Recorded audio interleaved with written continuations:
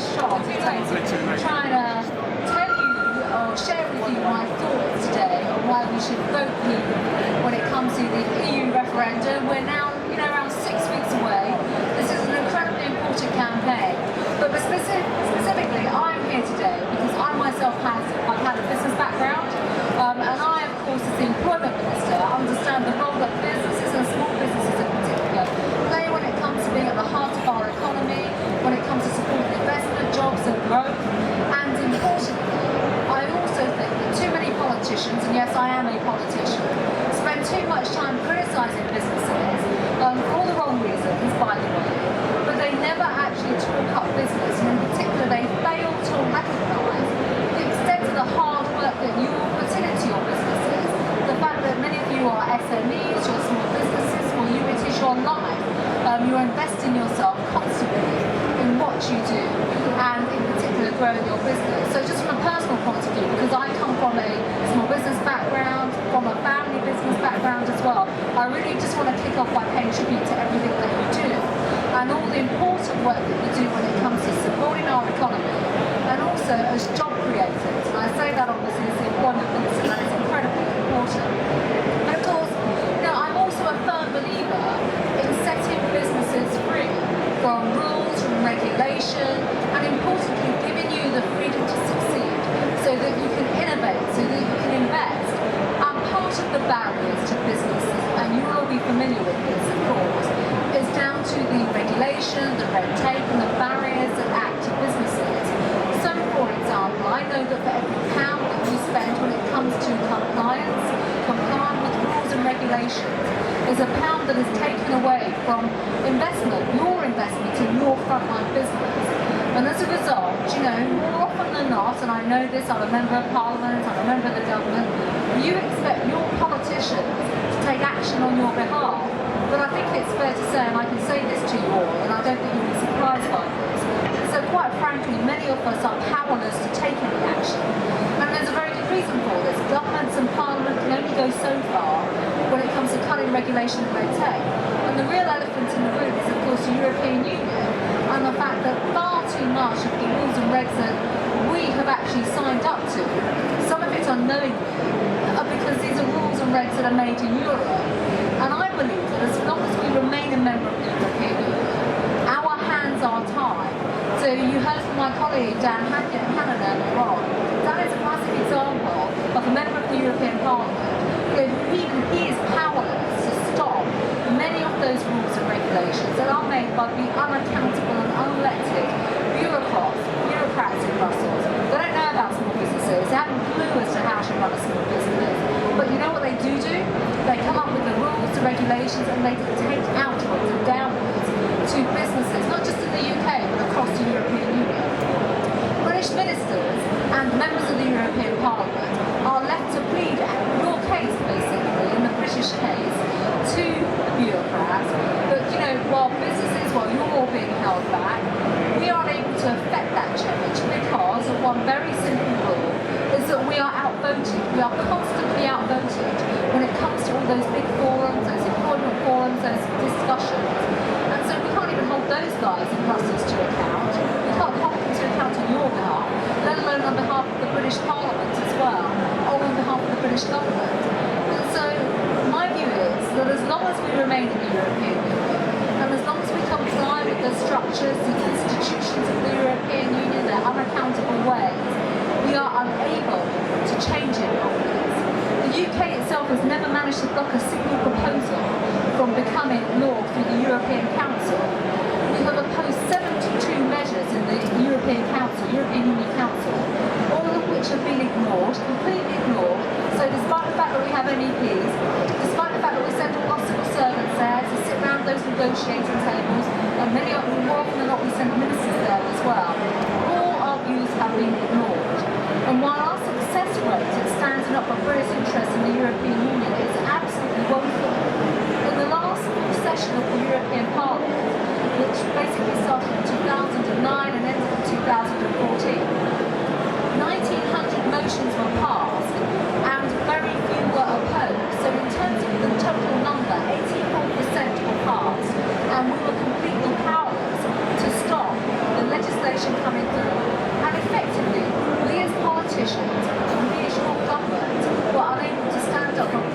billions of British interests at all.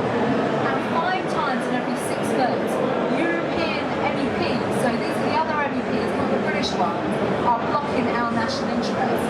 And of course, not only does that undermine our democracy and our decision making, we can't hold those guys to account whatsoever. And our lack of power over these matters is worrying because the regulations keep on coming through. And we also know that there is a net cost to these regulations. And research by an organisation called Open Europe has shown that the 100 most expensive, this is only the 100 most expensive regulations imposed by the European Union cost Britain over £33 billion a year. That adds up on an aggregate basis. The British Chamber of Commerce have also said that the total cost of regulation is in excess of £80 billion a year. And there is endless research out there that shows the rule book. You know, when I lift up the rule book, one in which I would love to burn, quite frankly, in the car, you can see that the aggregate costs in terms of jobs are phenomenal. They are in the billions, they really are. And of course, as a member of the government and as a Minister for Employment, I know that that translates into costs, but also it leads to unemployment. These are costs on businesses, these are costs on employment. And I just think, you know, all we've got to do is look at the whole issue of employment or unemployment actually across the European Union. Look at Spain, look at France, look at Italy, look at Portugal, and of course look at Greece. Their employment situation is absolutely astonishing. And I'm not talking about the big companies and the fact that they're not employing people.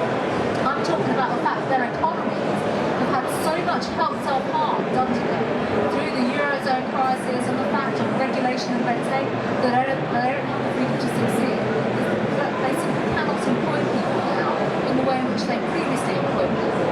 So they have rates of unemployment now which are literally 50%, which is simply unsustainable. And we pay the cost of it. You know, we have been asked to pay for the bailouts in the past.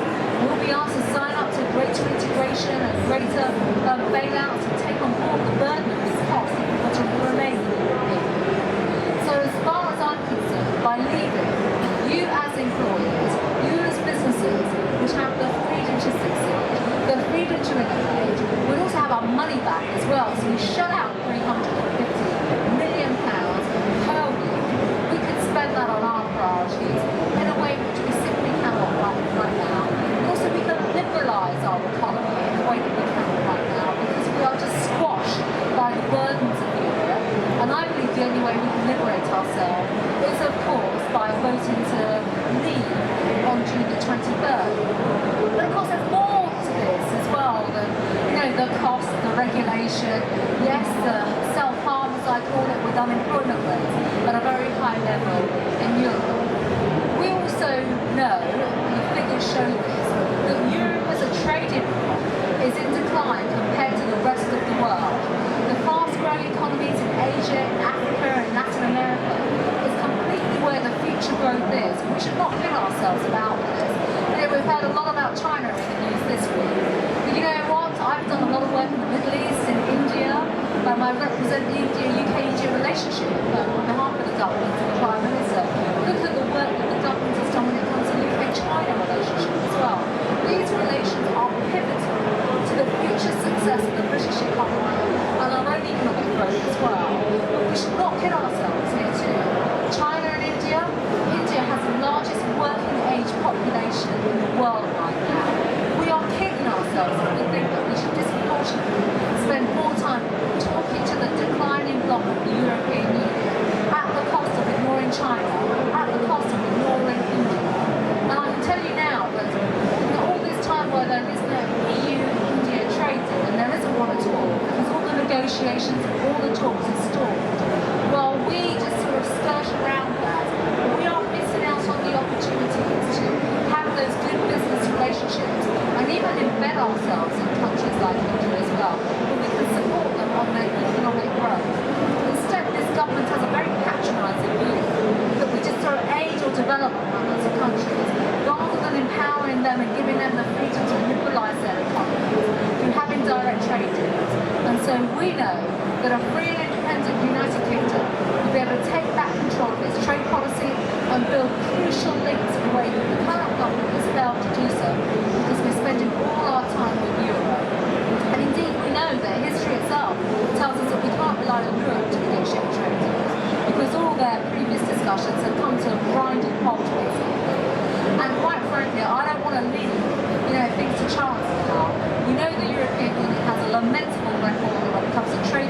associations and things of that nature.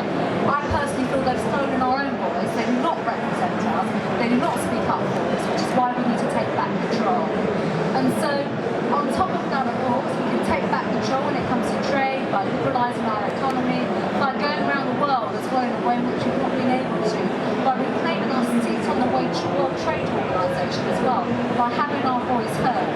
But also, we'd be better off by taking back control of our money, so that we don't give this subscription of £350 million to Brussels. Our contribution to the European Union this financial year alone is £19 billion. And by 2021, that will be a total of £96.5 billion. And as our economy grows, and we do have a growing economy with a rising employment in this country, the stronger we are compared to our European counterparts, that subscription is going to go up and up and up, because the other European countries are in the negative. They can't sustain their contributions, so they'll come to us and demand more subscriptions on an annual basis. Because you all know this, you're taxpayers, you all know this, you're employers. That means more money from you, more money from the tills of your businesses that will have a cost to you in the long run. And of course, when it comes to that money and where it goes, we know they don't spend it on our priorities. We know that we would spend it on investing in our people, investing in jobs, investing in our infrastructure, investing in our NHS and our education systems. When it comes to Europe, they have the audacity of spending it on their self-serving schemes, their propaganda projects, spending their money in far-flung places in Europe, but we don't get the return that we need, basically, from that money. And so I believe that we can even go even further in terms of reducing the tax contribution, the tax burden, by having that money back. Now, I touched on in my opening remarks the fantastic contribution that you're making in businesses, and that's why I'm pleased to be here today as well, particularly with the business background that I have, but also because I'm a complete believer in the freedom to succeed. We need to liberalise our economy a lot more, but also liberate small businesses so that they have the freedom to succeed and grow. And I'm an optimist on this, I really am. We have the fifth largest economy in the world, with growth outstripping Germany for the past 4 years. We don't need the lectures from Angela Merkel. We don't need the lectures from Germany about what is good for us. But we certainly don't need the lectures from those multinational businesses that are signing up to the government's position, telling us and lecturing us about how we should vote in this referendum.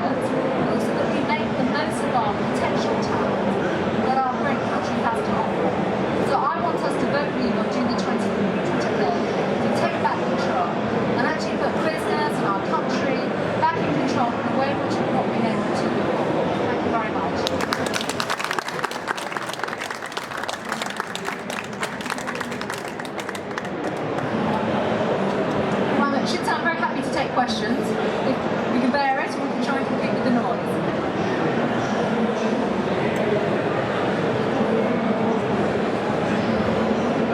I wanted to ask a question since you're the Minister for the State for Employment. I'm just interested in your views on Gordon Brown's speech yesterday.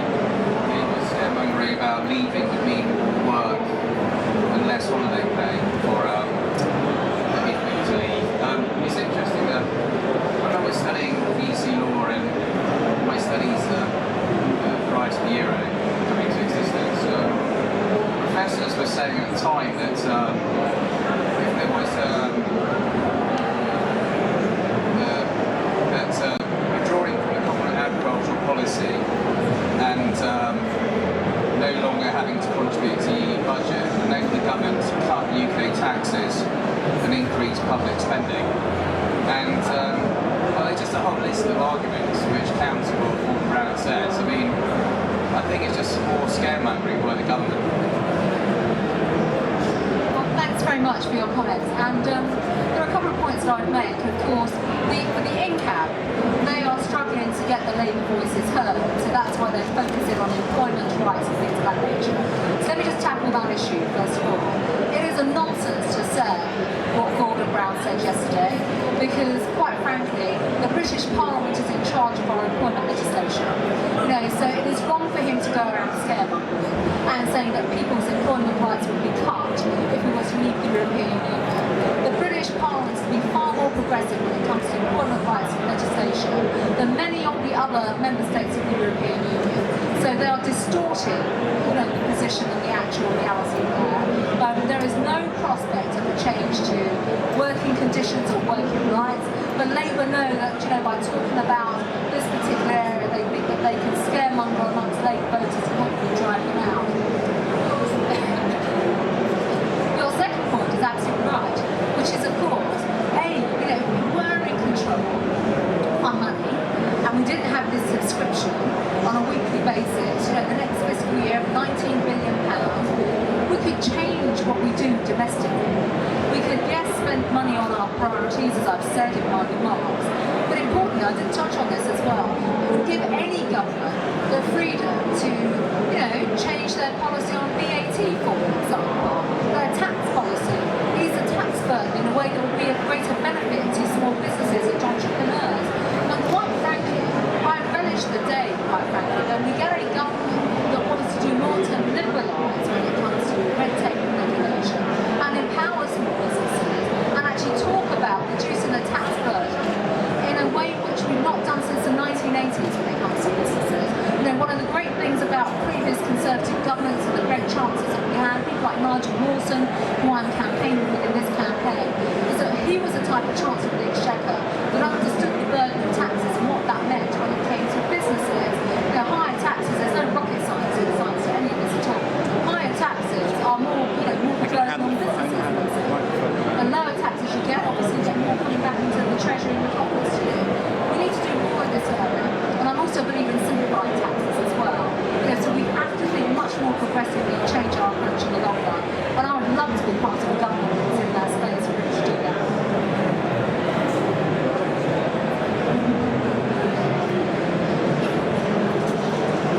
Thank you. Jamie Bain, Zania Business Resources.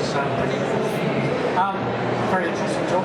Priti, can you give us an idea of, on the £350 million that goes to Brussels, some of that is money which comes back to us again, and part of that is farm subsidies. What is your expectation of the extent to which farmers can expect their subsidies in reality to be protected in a Brexit scenario?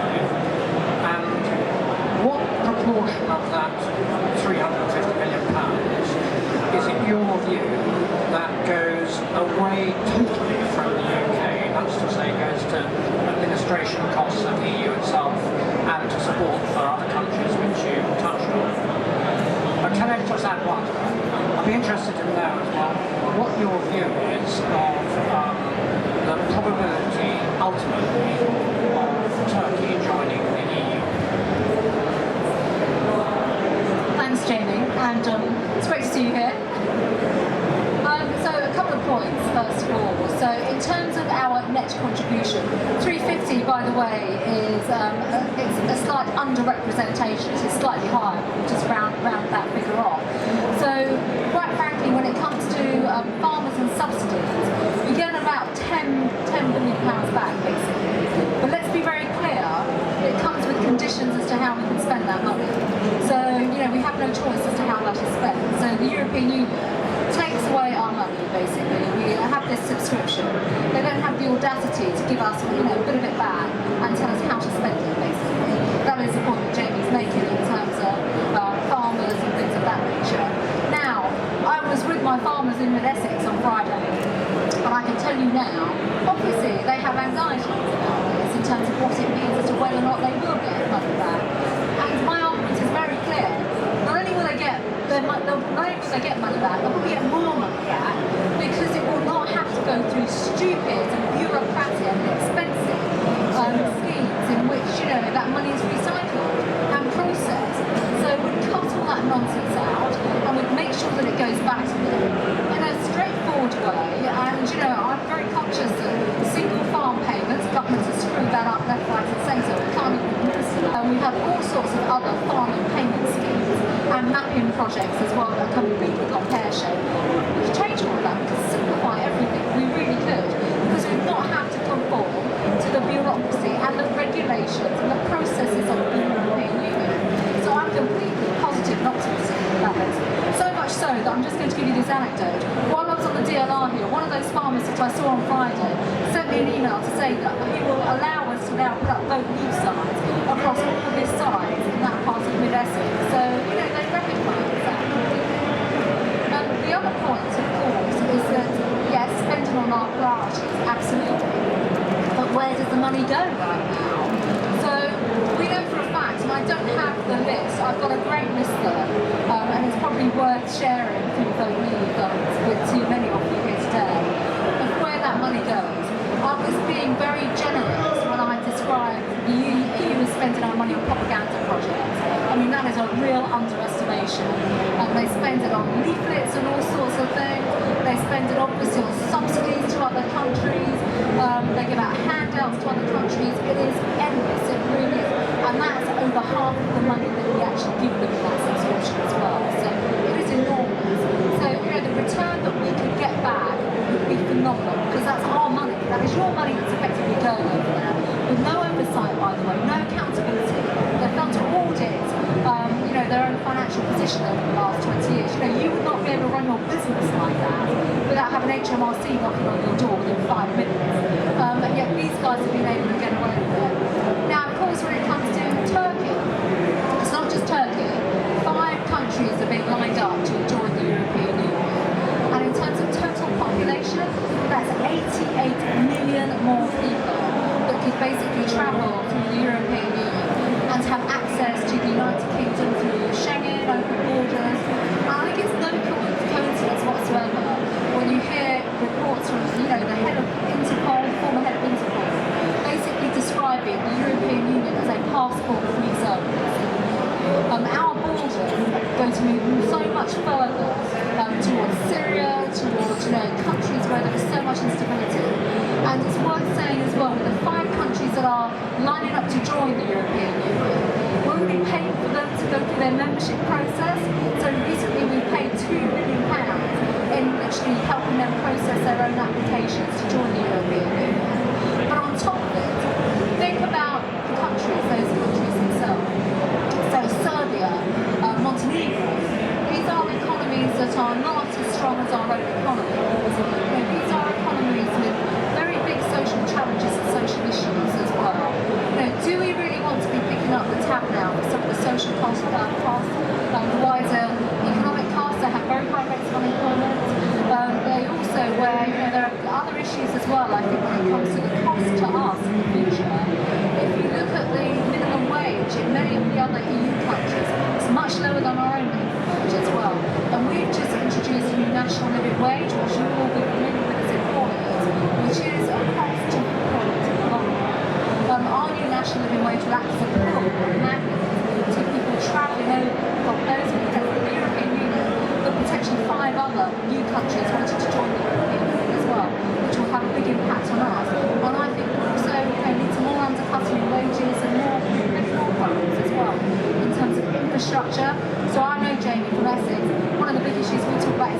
infrastructure, the lack of infrastructure investment. If we had that money back, we'd be able to invest more in our infrastructure.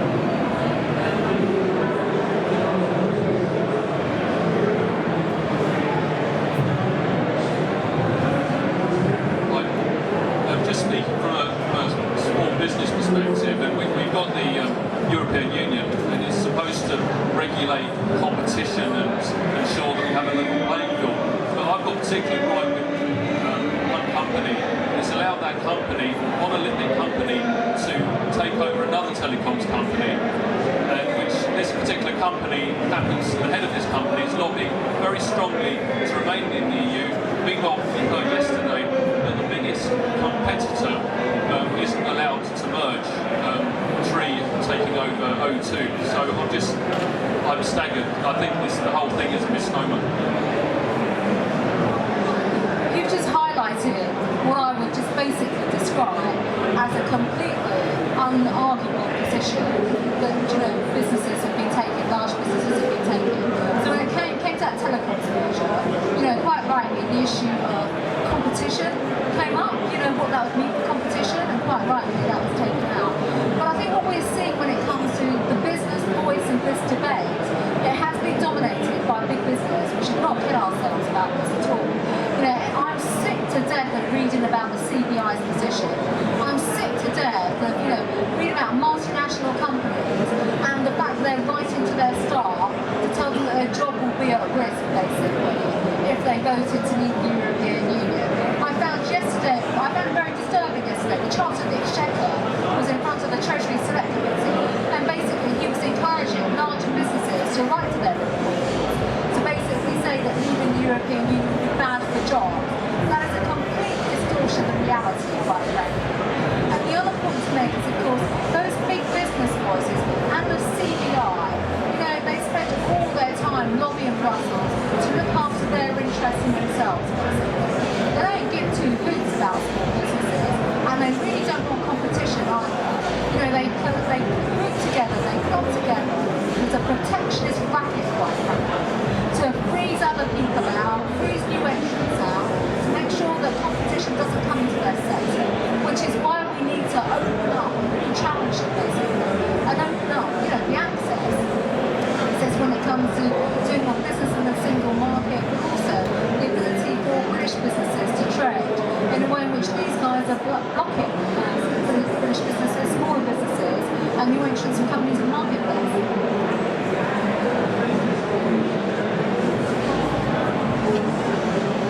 Thank you.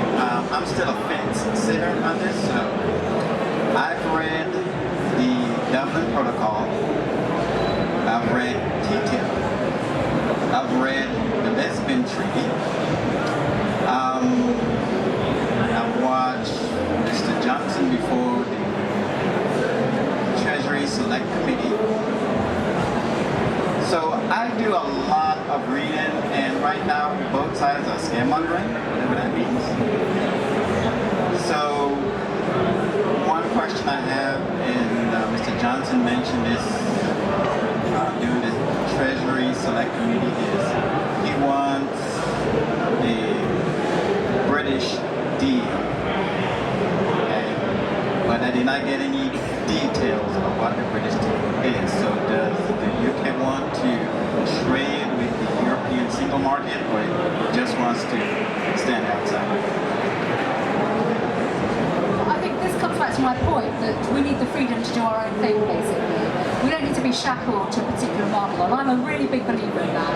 I think it is a misnomer to say that we should be like X country, Y country. I just don't subscribe to that at all. And that is because, we are the fifth largest economy in the world. As I said, we're doing great things as it is, but we could do even better if we broke away from the European Union. The point about the single market is an interesting one, because the single market is not complete. It's not complete at all. And so, if you're fully signed up to the single market, we'd sign up to Schengen, and of course, we don't do that. We'd also sign up to the single currency, which certainly should not be doing that, for some of the reasons that I've already touched on. So, when it comes to Britain, we can stand alone. We have such a strong history and a strong ability as well to go out there and roll our own pitch when it comes to trade deals and trade negotiations. We have the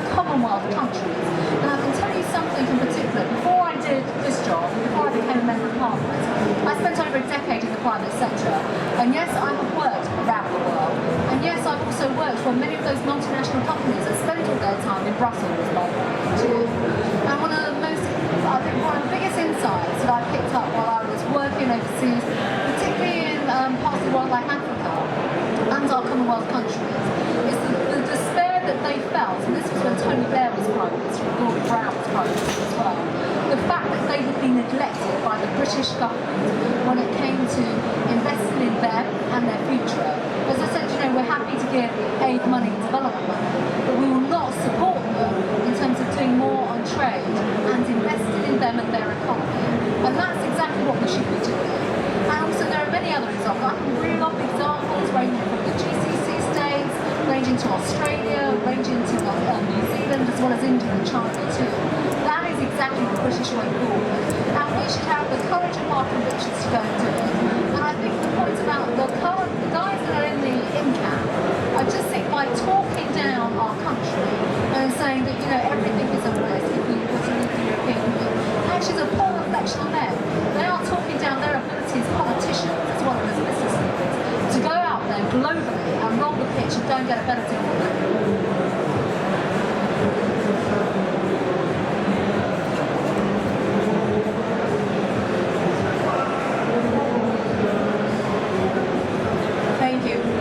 Actually, what I would like to add here, I would like just to add some information which most probably you don't hear that in the news, and definitely to support your position. I am Greek, I come from Greece, I'm a lawyer in Greece, and I'm a solicitor here, so I'm split between the two countries. This vote you're going to have is very important, not only for the UK, but for the whole of the European Union. You have to help also the other European countries to get out of this thing. This is not a union where there is democracy. There is no democracy in the procedure of the European Union. What happened in Greece back in 2010 and this famous Greek debt, all of a sudden some people in the European Commission, they decided to make the debt of the German and French banks all of a sudden public debt of Greece, and via Greece, without their will, to make the rest of the European citizens creditors of a bankrupt country without their will as well. Right now, in the European Commission, they're discussing behind closed doors a very important deal which has to do with an agreement between the US and the Commission and the EU about the rights of multinationals. It is behind closed doors. You want to be part of this undemocratic union. You have to help to this democratic union to stop being like that, to just become a European economic union and not political union by no means. This is very important. Your vote does not only affect the UK, affects also the other European countries. Because after you, Hungary will follow, Finland will follow, and Netherlands will follow.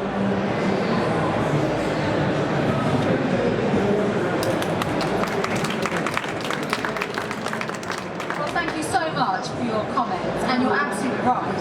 And of course, what we are seeing in this debate, and certainly the government want to talk about it, they don't want to talk about democracy. They don't believe in democracy, really. When you look at Europe, everything about Europe, and this is why the institutions of the European Union are so flawed and so broken, is because they just don't have the democratic principle at their core. And I'm a believer, actually, that we could be the catalyst for fundamental change in Europe through our referendum.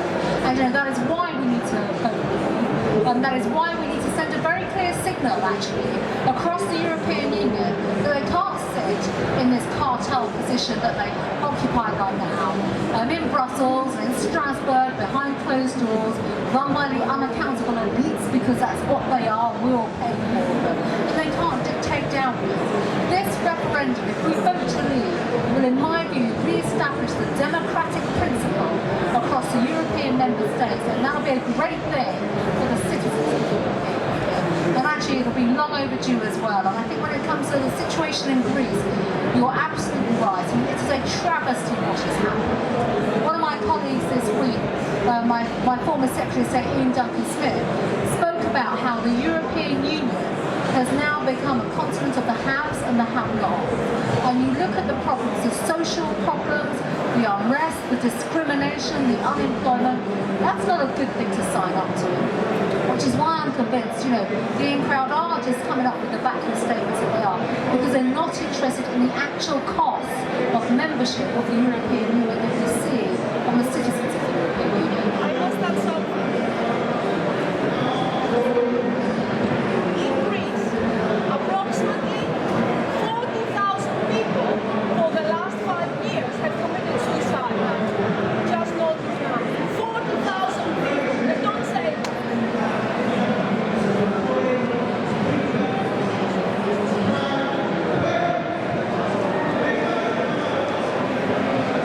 Hi, thank you for your speech. There's a lot of promises going on. So if we were to leave the European Union and we would save 350 billion plus per week, what's going to happen to that money? Because we don't have control of that money. And so these promises that are going to be made to improve our country, how is it going to be made? How much control are we going to have over that? And also, why, if all these things that you're saying, why is it that Prime Minister still fundamentally believes we should stay?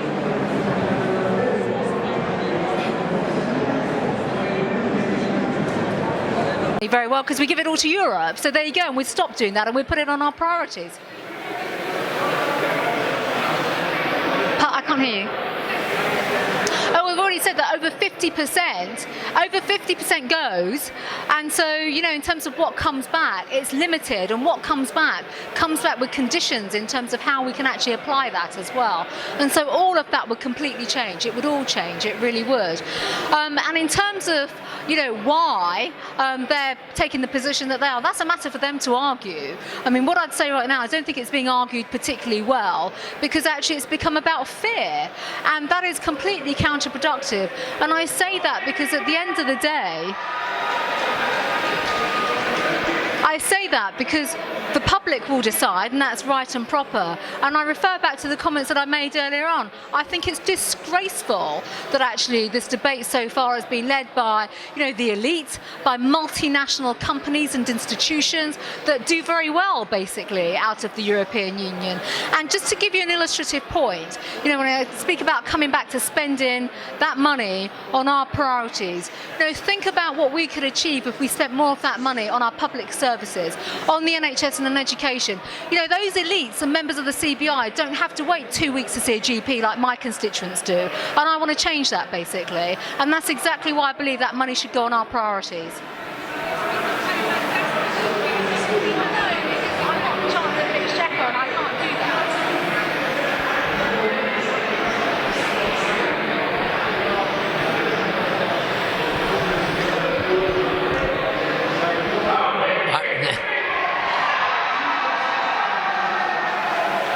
I could shout louder than him, but you might get deafened as well. I'm a Brexit person. I want to get out. Can we be sure that the government, bearing in mind the people that are in power at the moment, will actually take any notice if there is an overwhelming majority, which I hope there is, to get out of Europe? Will your colleagues, the members of parliament and the whips, be prepared to say, right, that is, and they actually have the courage to say, right, we will get out? Or are they then going to mess around and muffle it and try to do it in a unhanded way or avoid it altogether?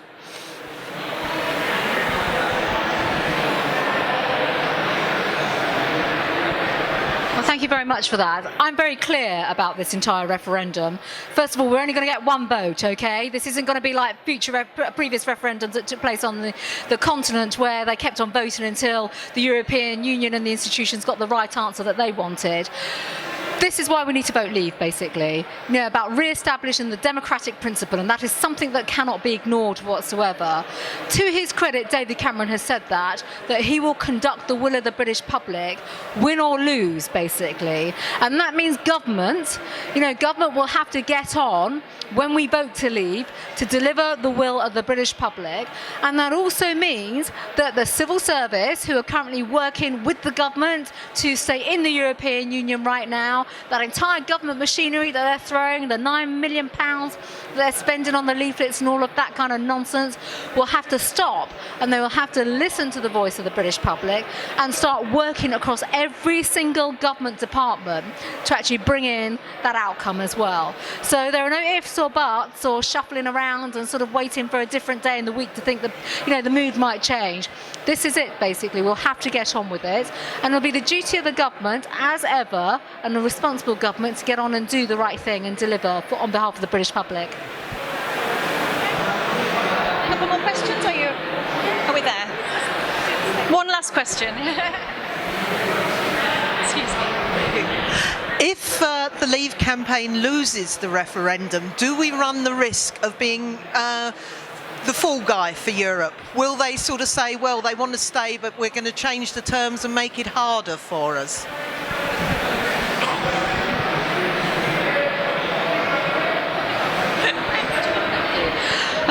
Well, I'm not thinking about, losing this referendum. And I should just say as well, there is no doubt, partly not just from my views on Europe, but also as I've seen over the last few months, the momentum is with us. It really is. So for those of you that, also believe that we should vote Leave, please spread the word. I mean, I cannot emphasise that enough, because we can win this referendum. And there'll be some key landmarks coming up, such as postal votes that'll be out on May the 27th, crucial chance.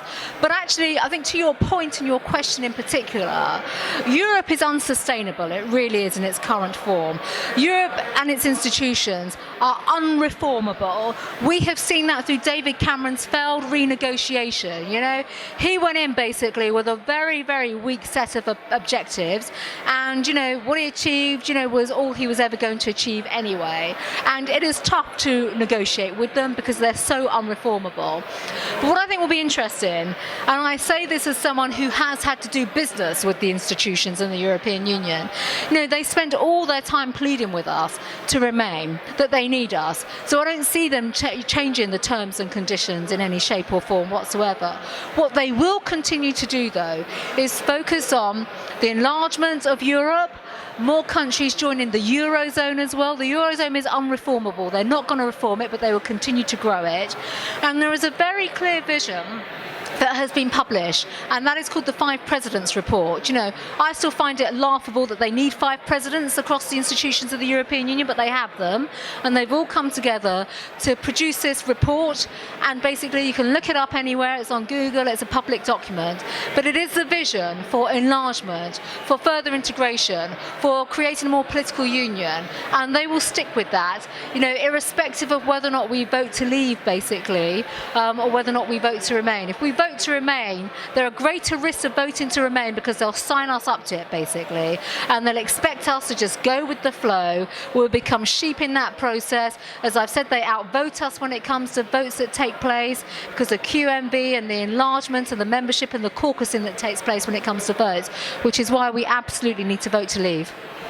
Thank you. Thank you all very much. Thank you.